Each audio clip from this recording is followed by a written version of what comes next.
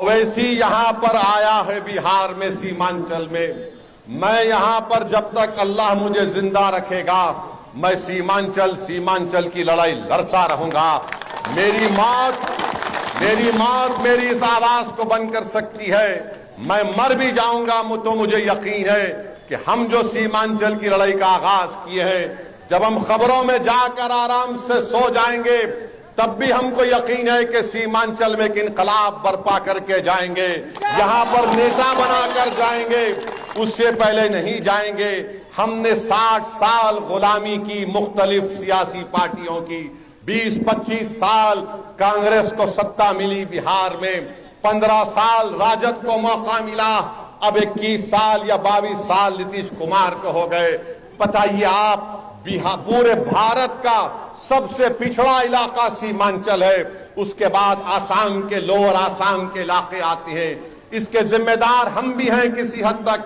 मुझे माफ कर देना, मैं सच्चाई को आपके सामने बयान कर रहा हूं।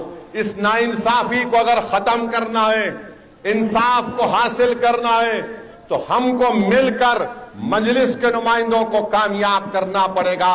हमको मंत्री बनने का शौक नहीं है, हमको मंत्री या मुख्यमंत्री बनाने का शौक नहीं है।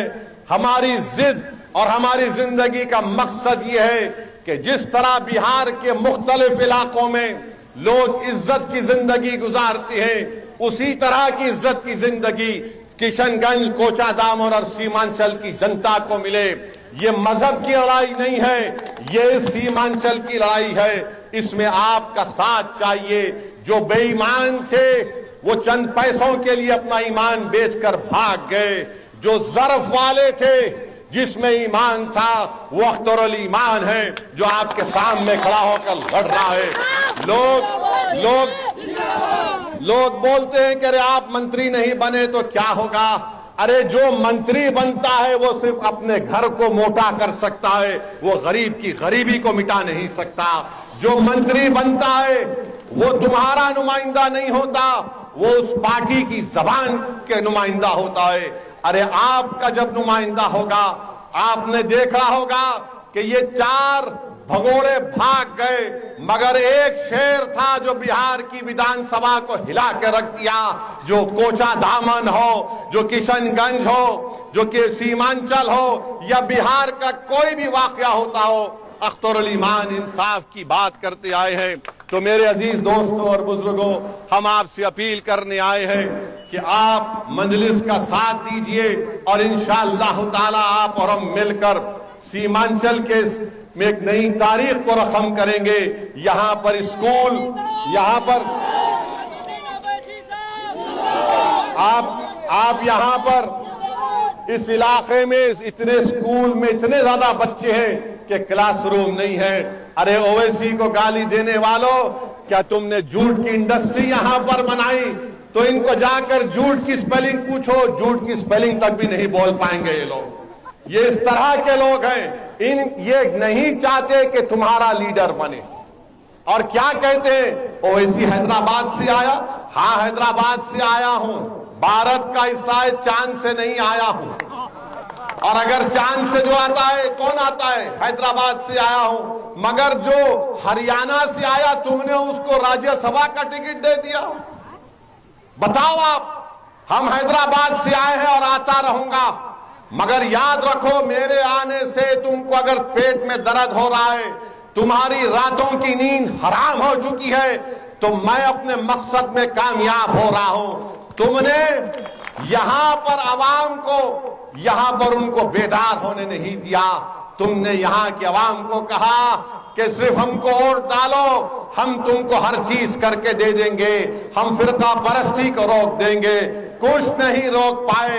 आपने वोट दिया, एक परिवार से 2 मुख्यमंत्री बन गए। आपने वोट दिया तो आज कोई कह रहा है कि मैं मुख्यमंत्री बनूंगा। मेरे भाई, मंत्री और मुख्यमंत्री बनने से ज्यादा नेता आपको बनना पड़ेगा। जब तुम नेता बनोगे तो 20-25 साल तक तुम्हारे प्रखंड में कोई नाइंसाफी नहीं होगी। इसी तरह मजलिस काम करना चाहती है कि आप में एक सियासी शऊर को बेदार किया जाए। आपकी सियासी क़ियादत हो। मुझे बोलने दीजिए। यादवों का नेता, राजपूतों का नेता, भूमिहार का नेता, दलितों का नेता, पासवान का नेता, मांझी का नेता, अरे सबका नेता है। और जब ओवैसी आकर कहता है बताओ तुम्हारा नेता क्या है, तो सब ये राम और शान की जोड़ी एक और बोलते हैं अरे ये तोड़ने आया है।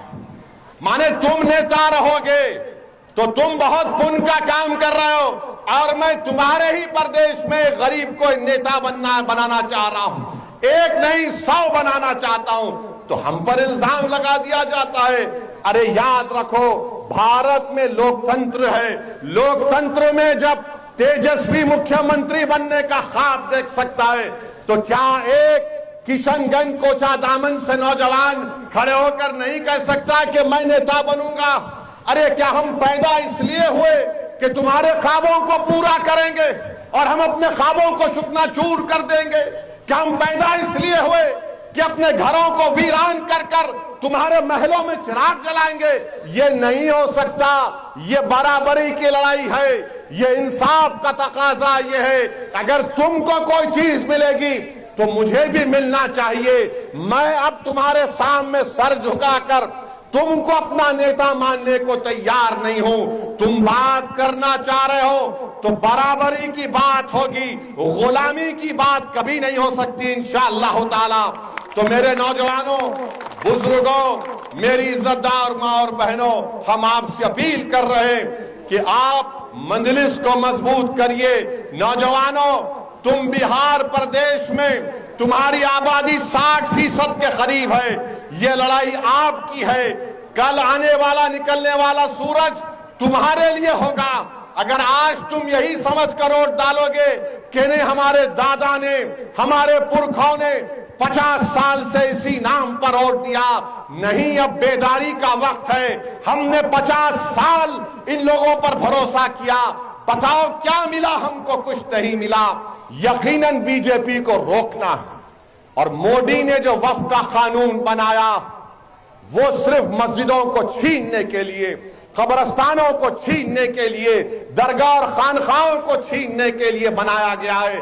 दुनिया ने देखा कि भारत की पार्लियामेंट में किसी ने यह कहकर इस कानून को काला कानून कहकर फाड़ दिया तो उसका नाम ओवैसी था। तो मेरे अजीज दोस्तों और बुजुर्गों, आप आइए, मजलिस को मजबूत करिए और आप तमाम का हमको साथ चाहिए। तो लगाइए मेरे साथ, सीमांचल की सरजमीन जिंदाबाद, सीमांचल की सरजमीन जिंदाबाद, सीमांचल की सरजमीन जिंदाबाद, अख्तरुल ईमान जिंदाबाद, अख्तरुल ईमान जिंदाबाद, MIM पार्टी जिंदाबाद।